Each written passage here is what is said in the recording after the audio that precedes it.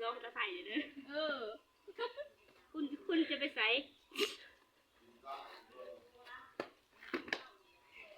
คุณกินข้าวแล้วบ่เราจะได้ก็สั่งภาษาไทยนะกะบอกทำอะไรบ่เขาอะไรไอ้ทราบว่าภาษาไทยเขาบอกมาหน้ามาจะได้อันนั้นต้องเอิญกันนะมึงทำอะไรอยู่ขาไงเอาว่าเอาไปจะดิ้งว่าไปทำอะไรอยู่เอาเลยเพื่อนเหวียกการจะพากันหัวจะนั่งเล่นอยู่คืออันนั้นสิคุณดูกับไผ่คุณชื่ออะไรคะ